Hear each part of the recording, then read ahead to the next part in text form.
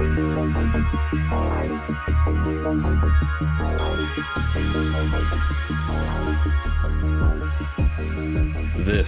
is the EchoCast. I am Morgan, aka Bon, and this is a podcast about all of the news, reviews, and speculation around video games on all platforms and almost every genre.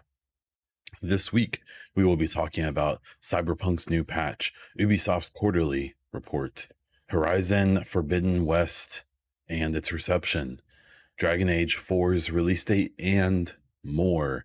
First, please take a moment to subscribe to and rate the podcast, as well as share it on social media, share it with your grandma, give it to your neighbor. I don't know. If your platform allows reviews, please do so, especially Spotify and iTunes. If you're on YouTube, please leave a comment. If you have thoughts on the show, a question for me to discuss next week, or to just help out the algorithm, do it right now. Just take like 2 seconds. Okay. If you are on Discord, please join the show's channel. Link is in the description below, so we can talk about games, podcasts, sports, or anything else you want to. Last but not least, please consider donating to my 2022 Extra Life campaign by clicking on the link in the description or comments below. Gaming news. Cyberpunk hot dropped the patch 1.5. A lot of big stuff to talk about. So I would say the biggest part of this is that this included an upgrade to the new we're in a weird spot to the next gen patch, but at this point it's been over a year. This is the current generation patch, and so this was a long time coming. People had been really expecting this patch for Cyberpunk to be like the one that brings the game back. It is missing any new DLC. I think a lot of people were expecting this would come with the first big DLC. That's not coming quite yet. I think it's supposedly later this year, but you know, we've learned to take nothing for granted with Cyberpunk and CD Projekt Red. And but yeah, the headline news is the next gen console patch, as well as a ton of other stuff. So what I will do is I have played, it included a 5-hour trial for people, at least on Xbox, which is what I played. I played about 5 hours of it. If you're familiar with the game, I got past the prologue basically, and I just had my first like interaction with Silverhand, and then it cut me off at the 5-hour mark right after that. So I wasn't a big Witcher 3 fan, so I never had this kind of hype for CD Projekt Red the way a lot of people do. I was really excited about Cyberpunk, but then the more and more we saw about it, and the more and more their whole PR marketing train got going, the more skeptical I became of the whole situation. It just seemed like too good to be true. And then the game came out. There was a bunch of controversy with them basically intentionally hiding how awful the last gen experience was console wise, not giving out codes for those platforms, not allowing people to see it or to post their own gameplay at first in reviews. Not to mention, I think a thing that you have to talk about with Cyberpunk before you get into the weeds, like I'm going to a little bit, is that yeah, the patches, the bugs, the quirks, that stuff is definitely a problem. And it still exists. There's still some issues that we'll talk about.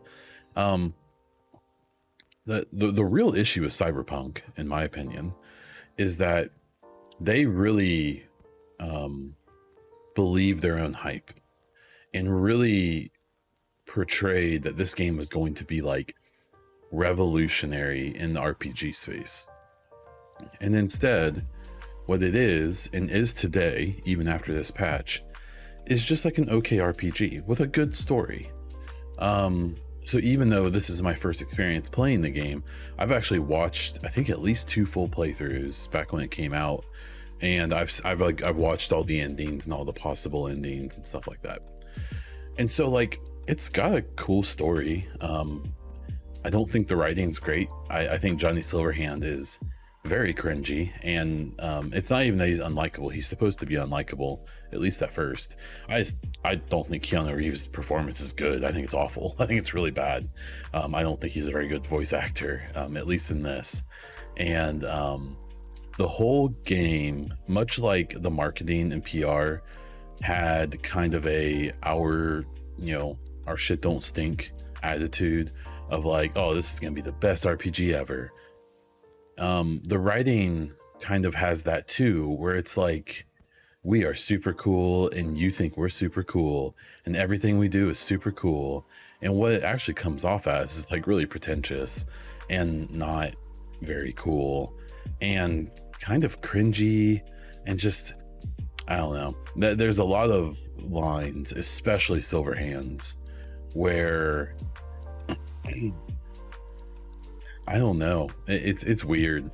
I don't jive with it. At least I haven't in my watching of playthroughs and my own experience. Now,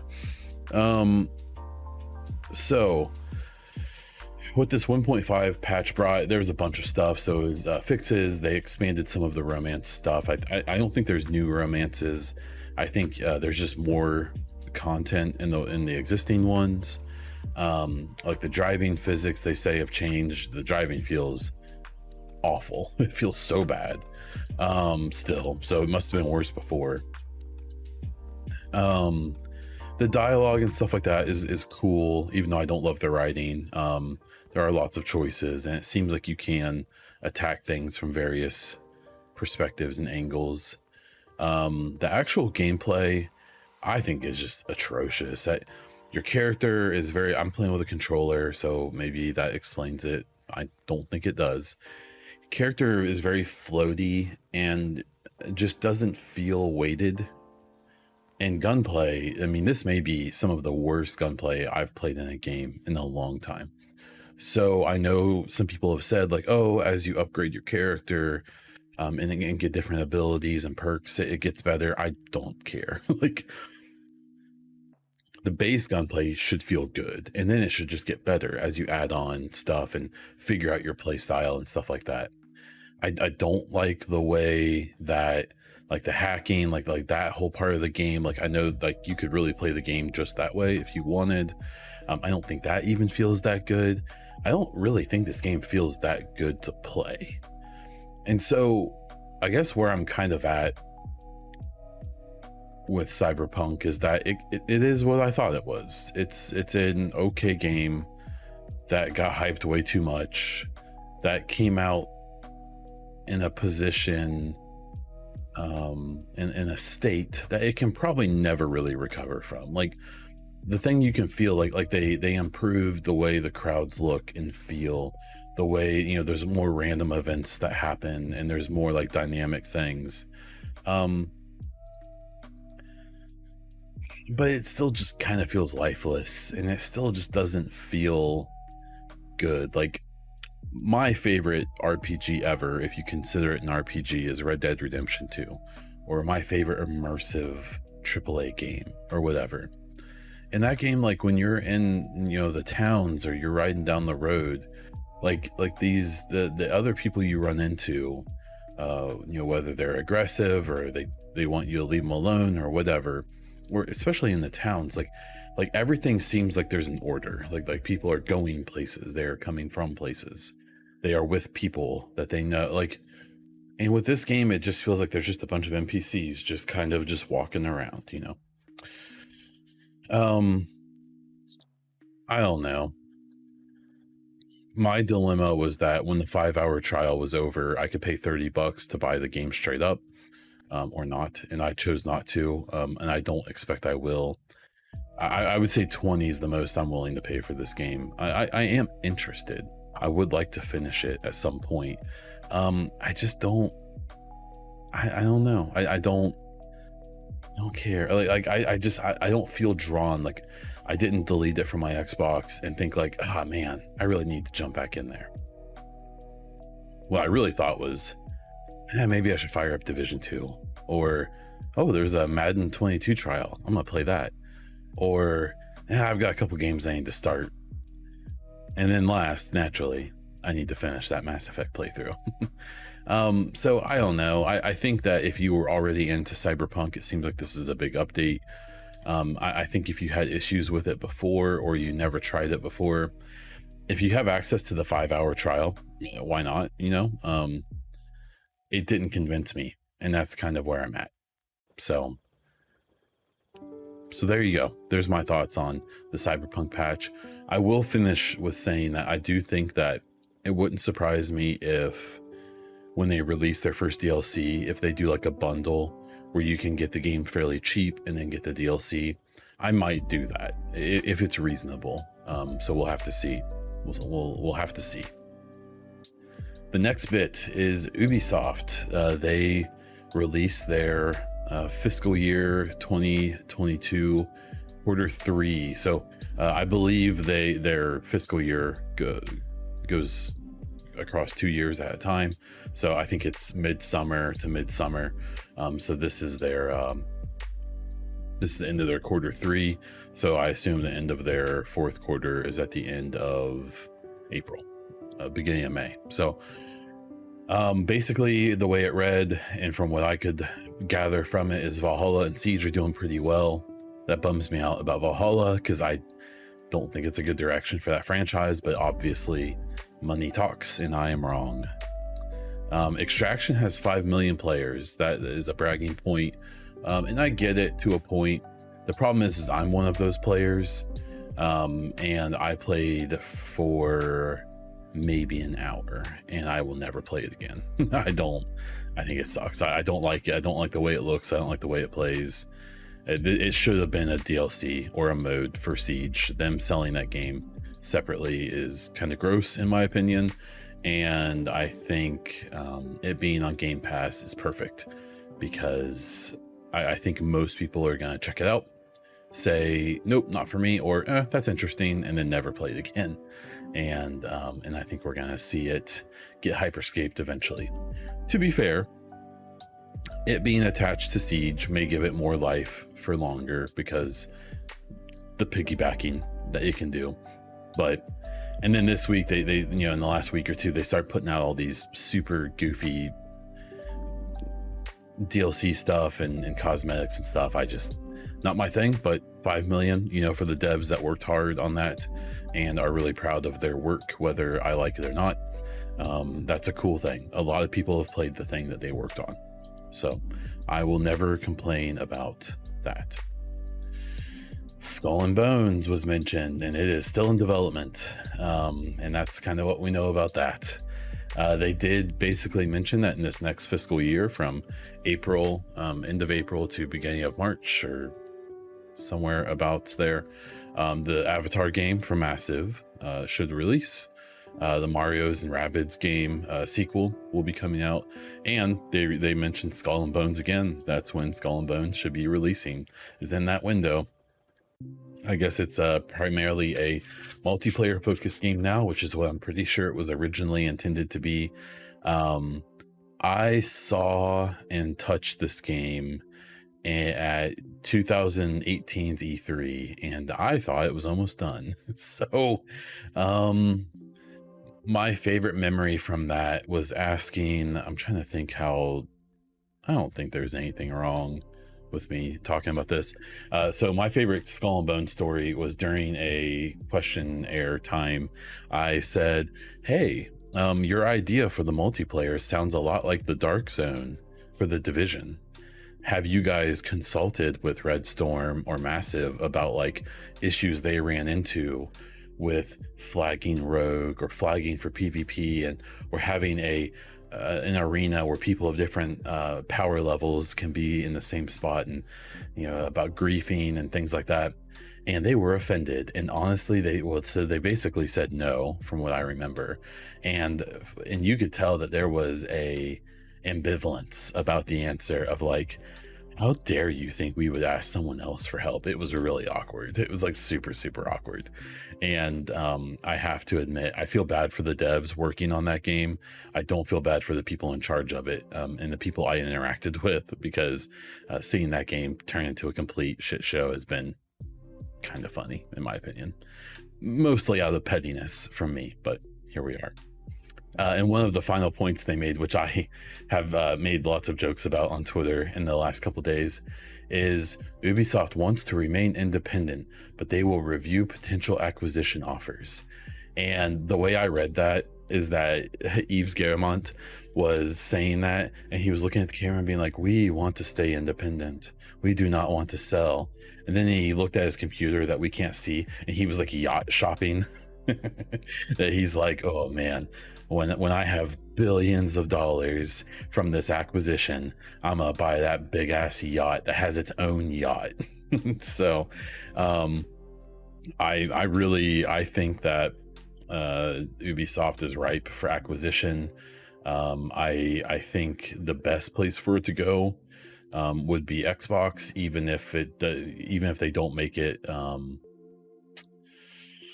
or make existing titles exclusive the way that they're doing with Activision. I don't think PlayStation has the money for an Ubisoft. I don't think they have enough cash, unless they do a deal that's cheaper, or kind of like what they did with Bungie. On the other hand, you could, you never know, a Tencent, an EA, a Amazon or Google, maybe they would pony up cash. I don't know. It'll be interesting. I still just, I really thought that part of the report was really funny, because it seemed like no, we definitely want to stay independent. Wink. So I don't know. I just, there's a part of me that wonders how attractive of a company it is, because of that there's so much bureaucracy in Ubisoft, and it's so spread out, and it's so, from people I've talked to and stuff, it just seems like it's such a disjointed, like kind of unorganized, like, so if you're listening, you're probably a Division fan, or you're at least an Ubisoft fan, or were at one point. And one thing that has been so consistent with Ubisoft in the last 5 years that I've paid really close attention to them is the head has no idea what the tail's doing. And so there's been so many times that the marketing has spoiled something that wasn't supposed to be released yet, or we've had to wait weeks and months to get any information about stuff that's being worked on, because the devs aren't allowed to talk about it until PR says it's okay, and PR doesn't give them permission, and then people get upset, and we have to wait forever for really basic updates. And it's just, if you've been involved in the Ubisoft circle at all, you'll know that it just seems like no one communicates, no one has any idea what's going on. In the last couple months, it seems like community developers and community managers are going to a new game like every 2 months. They're bouncing around all over the place. It just seems like there's something weird going on with this company, and it kind of makes me wonder how attractive it really is to be purchased right now. Obviously, they have a lot of really valuable IP, so I see the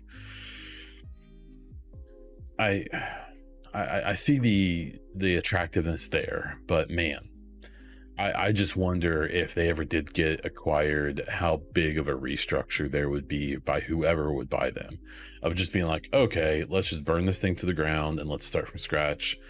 Let's shut down these studios that we probably don't really need, or let's restructure the leadership and get a bunch of these abusers and these nasty people out. Let's start actually answering to our employees, where it's been like hundreds of days since they've officially requested responses on a bunch of issues. And we'll see. That earnings report was interesting, and we'll have to see and I will go back very quickly and say the games that they were expecting to release, Avatar, Rabbids, Skull and Bones, it also ended with "and other exciting games." So if you're a Division fan, you're looking forward to Heartland. I would find it really hard to believe that that won't be released by March of 23. I would think it's going to be this year, but we know nothing. and I'm even in a position where I should know some things that I can't talk about, and for the most part I have no freaking idea what's going on. So I'll throw that out there. As for like Splinter Cell and stuff like that, I have to imagine like Splinter Cell is probably years away. And then there's some other stuff I've heard is in the works, but I for the first time in my life, or at least my life for the last 5 years, I am basically not excited about anything that they're doing right now. So I'm kind of waiting to have something excite me. Okay, the next story, Horizon Forbidden West, its release and reception. So the first party Sony game, Horizon Forbidden West, sequel to Horizon Zero Dawn, that came out about 5 years ago, 2017, I believe, has released 2 pretty positive takes. Its Metacritic and OpenCritic are both 89 out of 100. If you read through reviews, or I've watched a few reviews on YouTube, it's overall a lot of praise. A thing that I've noticed, and this isn't like a negative, but it seems like this is like a stepping stone game, where like it doesn't seem like it's like really truly a sequel. Like it's like not necessarily Horizon 2. It's more like Horizon 1.75. And by that I mean that it seems like they took everything from the first game and just went to 11 on it, especially for the PS5 version. Graphics, enemies, gameplay, stuff like that. But I'm not really getting the impression from people that it's like the best story ever told, or that it's like it doesn't do anything like better than any other game necessarily. It's just a really good game that takes what people liked about the first one and doubled down on that, which is good. And you see this a lot, and I think a part of that is probably because it's a cross-gen game. This does still work on PS4 and PS4 Pro. Digital Foundry, I watched their video this morning about the PS4 version, and it runs well. They were really impressed. And the PS4 version runs well in the sense of how insanely good the PS5 version looks and performs. So it seems like, you know, Guerrilla did a more than exceptional job with this cross generation game of giving a satisfying experience on the old hardware and a platform defining experience on PS5, which is really cool. So it seems like if you like the first one, you should definitely get the second one. And even if you didn't play the first one, if you have a PS5, the impression I've basically gotten is that this is a must-have game just to see the full power, or see the most full use of power of a game that's come out yet. One nitpick I have, though, this is purely from watching footage, is the characters in this game have some big old noggins. So there's a design thing I've seen before where in video games or art even, you take the size of the head and then you measure how many heads tall the character is, and you'll see it sometimes where a good example is Mass Effect. In the trilogy, the Shepard, the main character you play as, at least M-Shep, the man, is I think 9 heads high. So if you take his own head and then start from the ground and go up, he's 9 heads tall. Where in Andromeda, Ryder is I think 7 heads tall. So if you take his head, he's 7 of his own. So it makes him look like a toddler. Like it makes his head, when you see that, you realize like, oh my God, like his head is gigantic.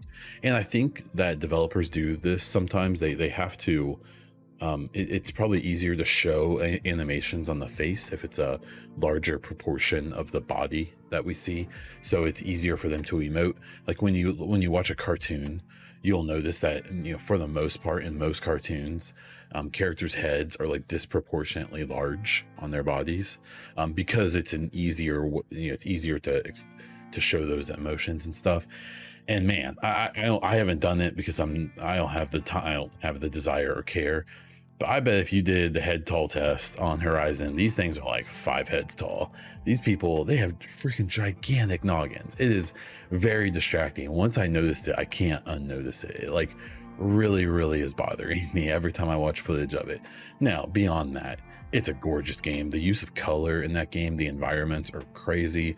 The enemy designs are just really, really intricate and really cool. Yeah, I mean, it's obviously a gorgeous game that has, it took 5 years to make. Like they obviously improved a lot. I'm just surprised that with the amount of time between the games, that it just seems like like I said, it's kind of like a stepping stone and not necessarily a full jump ahead. But I bet when it sells 10 plus million copies, Sony won't give a crap, and everyone who plays it and loves it won't care either. Actually, on that topic, I had a little like sidebar I wanted to go over in talking about the long-term viability of the Series X and PlayStation 5. Because what I noticed from the Digital Foundry, and even from my own experience with the Cyberpunk trial, is we're already seeing games that a lot of the cross-gen games before, or last-gen games that they brought forward, you could do like 60 FPS 4K and even ray tracing. Games like The Division 2 and things like that, you can get 4K 60 FPS and it's gorgeous. And what I'm noticing is that we're already starting to see that that's not happening with these new games coming out. So with Cyberpunk, you can get 30 FPS 4K ray tracing or dynamic resolution. I think it's around like 1800p or something like that, and 60 FPS. And something I always harped on and kind of made fun of PC users about is they would moan and groan about having to play console games at 30 FPS in the last gen. So to eat some crow, I have to say that like I will never be able to play under 60 FPS ever again, because with Cyberpunk I tried, with a few other games I've tried to do the ultra pretty mode, and it looks like I'm playing in mud. Like just the way it just feels so disjointed after you've gotten used to a higher frame rate. And it really makes me wonder if games that are coming out now that are still cross-gen even, how long we're even gonna see like 4K 30 FPS be viable in these systems. I mean, the Series X and PlayStation 5 are very beefy systems, but I think that they've almost run into their own issue where like both of them have even mentioned like 8K feedback, like or playback. So whenever you see PS5 or Series X talk about 8K, it's talking about the HDMI out can put out an 8K signal. It's movies, maybe one day. Neither one of these systems will ever put out 8K resolution for a video game. Never gonna happen. Because what I'm saying is that they're literally going to struggle with 4K soon. And what's really interesting to me is how so much of the marketing for both systems has talked about resolution and has mentioned frames, but what I think people will end up preferring in the long run is frames. And it really makes me wonder, like, Xbox already has a 2K mode, 1440p, which in PC gaming is kind of the holy grail of quality. Now, obviously, there's people starting to bump up to 4K and stuff like that, but I still think 1440p for most people, including myself, is like the sweet spot, because you can still hit 60, 120 FPS, 1440p with like a moderate PC setup. And I think that in the PC setup I have is very similar to the Series X and PS5. Now, technically, the PS5 can't do 1440p. It can downscale on its own, but it doesn't have it as a display setting where the Series X does. I'm really curious to if we start seeing multiple options in games that start coming out, because right now it's basically performance or quality, and quality is basically always going to be 4K 30 FPS, and performance is going to be the variable resolution, probably 1080p to 1440p at 60 FPS or more. And I'm really wondering how long it's going to be until we have 4K 30, 1440p 30 with ray tracing, and then 1080p with 60 FPS. Even to the point where I wonder if games in the middle of the generation or even end will start putting out 1080p ray tracing 30 FPS, because that's all it's going to be able to do. A game I of course will reference is going to be the next Mass Effect. That game is not expected for 4 or 5 years. That's going to put it right in the middle, or probably in the second half of the current console generations. And if that game's gonna be in Unreal 5 with all this new tech and ray tracing and all this stuff, like, what are the chances there's even gonna be like a 4K 30 FPS mode for the current gen systems? Now, that said, by that time, should we expect a mid-generation upgrade for the PS5 and Series X or Xbox in the middle, like here in like 2 or 3 years? I do, completely. I think that we'll see a way beefed up maybe processor and GPU, and it's going to turn into this thing where the PS4 Pro and the Xbox One X were like pretty substantial upgrades, but they were still basically just like a little bit faster. And I'm really curious if the mid-gen update for this time may be much bigger than before. And yeah, so I don't know. I'm curious to what you think if you've made it this far. How long do you think these current gen systems will really be viable? And is the length of viability in systems getting shorter? Speaking of BioWare, Dragon Age 4 will be out within 18 months. So I spoke on this, I think just last week, or the week before, but Jeff Grubb on Grub Snacks, it's a subscription show that you have to listen to, but people report on it. He talked about that BioWare definitely expects the next Dragon Age game to release within 18 months, and he's still sticking pretty closely to his prediction of a second half of 2023 release for Dragon Age 4. So my take on this is that I've tried Inquisition. I didn't love it, but it's cool. It's BioWare, so like you get like that fix off of it, as well as, you know, there's the other games too. Those old games are just they just are a little too old for me. If I had nostalgia for them, I'd be able to play them. I like the way I can kind of tolerate Mass Effect 1, but Mass Effect 1 also just got a big upgrade. So I am interested in Dragon Age 4 for 2 reasons. The main reason being, I don't think it's going to be as much of a barometer for where BioWare is at as people think. But I am still interested just to see the kind of product they'll put out in 2023, compared to Anthem and Andromeda and so on. I also, and we know, and I've talked a lot about, that once Dragon Age 4 finishes, that's when they're going to start full active development on the next Mass Effect. So around the time that Dragon Age 4 hits shelves is going to be around the time we can start a probably 3-year timer until the next Mass Effect comes out, and we'll also probably set off their marketing campaigns and stuff like that. So even if we don't get a Mass Effect until 2025 or 2026, 2024-ish is probably when we'll start hearing and seeing a lot more about the next Mass Effect. So I don't know. I'm just down for cool games, and anything that helps me pass the time until the next Mass Effect would be greatly appreciated. So 2 quick stories here. Nintendo is shuttering the 3DS and Wii U stores. The big issue here is that Nintendo is shutting down their 3DS, the little handheld store, and the Wii U, which most people know as the kind of failed system that Nintendo released between the Wii and the Switch. And a big issue is that both of these systems have a pretty deep library of old Nintendo games and games that were released for them and have never been pushed forward to the Switch.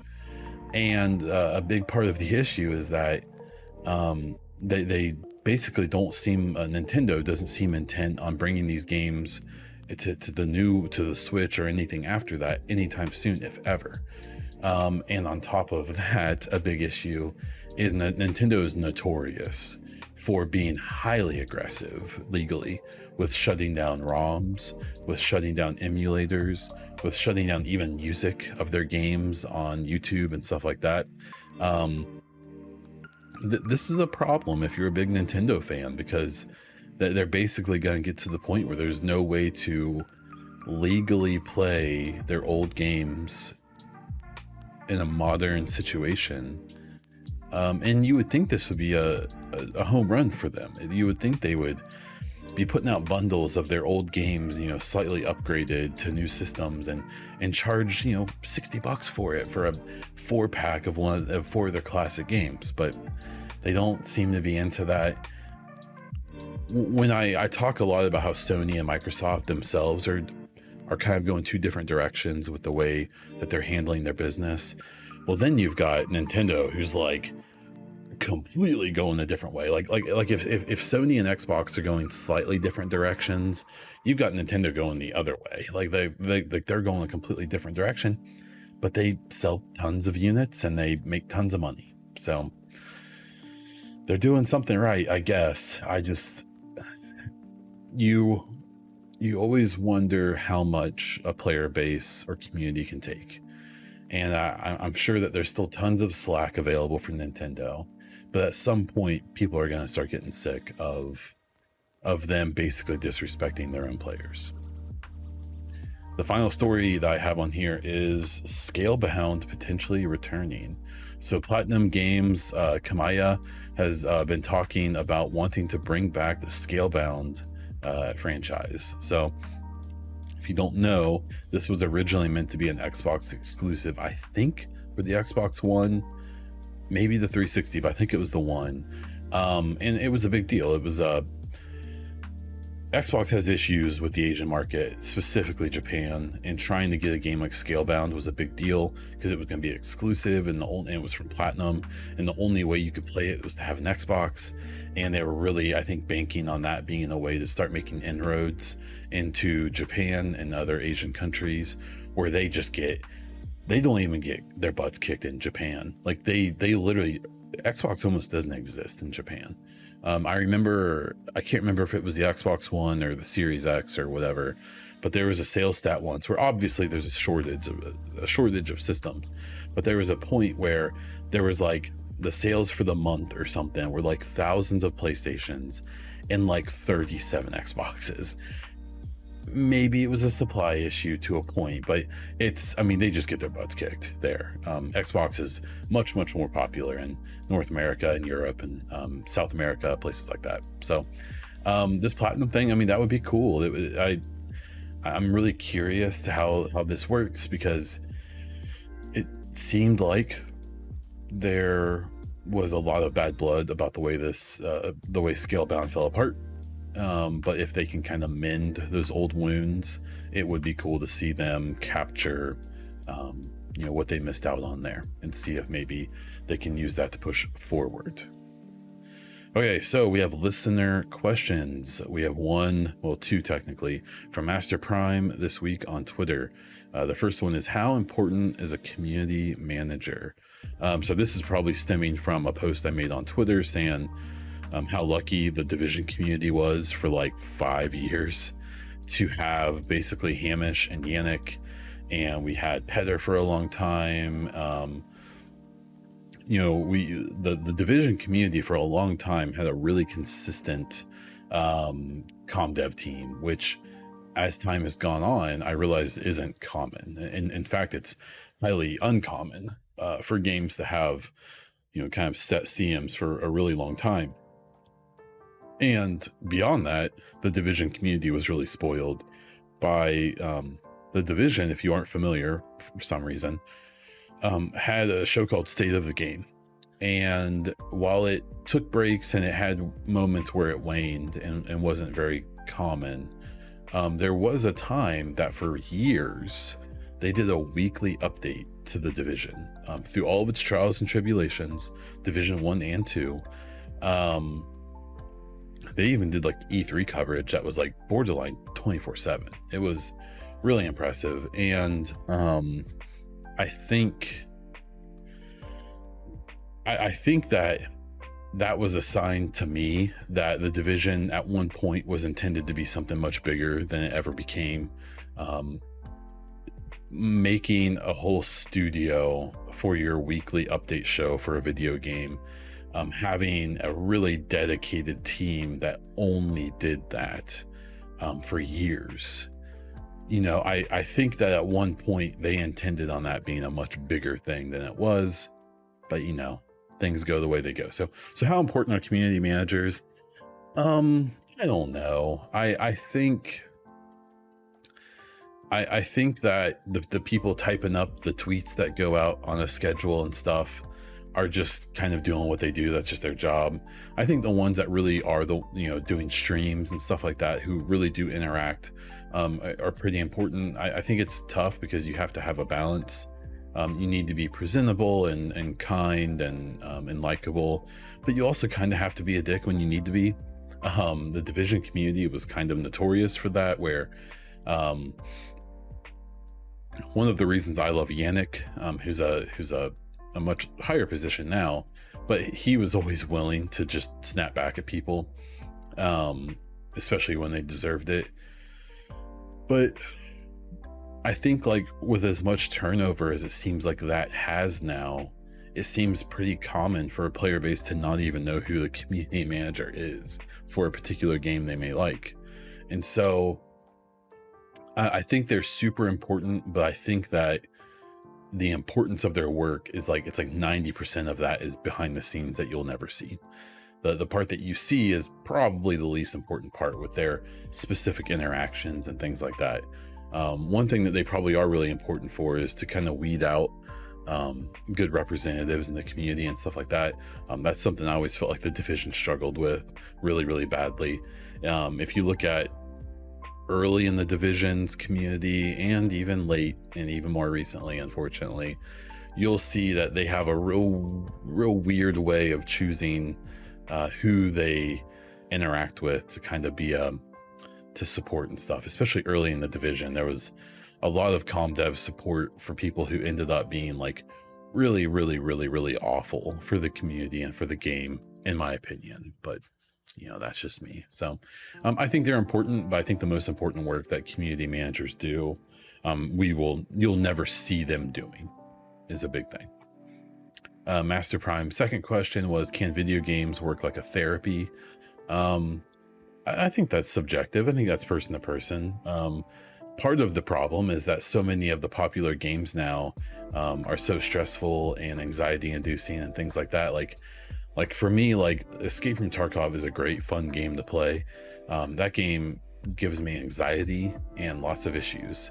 Where on the other hand, The Division, Mass Effect, Madden, those games are all games I can play and relax and enjoy myself and listen to a podcast while I play them. And so, yeah, I think that games can be like a therapy in a way. It's just like with all things, I think it's moderation, and it's how you do it. I think if someone plays games 10 hours a day and never goes outside and abandons their friends and family, that's probably not a healthy thing. But if someone spends, like for me, my gaming time is mostly after the little one goes to bed around 7:30, and then I hang out with the wife for a while, typically. And then around like 10 o'clock every night, most nights, I come into the office, my gaming setup here, and I record a video, or I record the podcast, or I play games and I listen to another podcast, or watch a video or a stream. And that's very relaxing to me. It's actually become so much of my routine that I don't have to do it every night, but it is nice. I enjoy it, and I appreciate that my family, is cool with it, mostly because they tend to be asleep while I'm doing it. So I think it can be. Now, do I think it should replace like traditional therapy for people who are depressed and have anxiety disorders and stuff like that? Well, of course not. But I think it can be a factor in helping people be be okay, as I think that's what it is for me. If you have any questions, please leave them in the comments of the YouTube, post them on my Twitter, ask them in Discord, wherever you feel like interacting. I'd be more than happy to answer questions, cover topics, whatever you would like to hear. For content updates, I really just have one. I put up a Mass Effect video on YouTube talking about whether or not Commander Shepard will return to the next game. So please go over there, check that out, share it if you have any friends who are into Mass Effect. I'm definitely looking for feedback and other people's thoughts. And that's what we have for this week. So you can find me all over the internet as Bond Diesel, including Twitter, YouTube, and Twitch. You can definitely, and I would very much appreciate you donating to my Extra Life 2022 campaign, and to check out, the EchoCast and Bond Diesel merch. You can find links to all of that down in this description or over on my Twitter. And that's all I have. So until next time.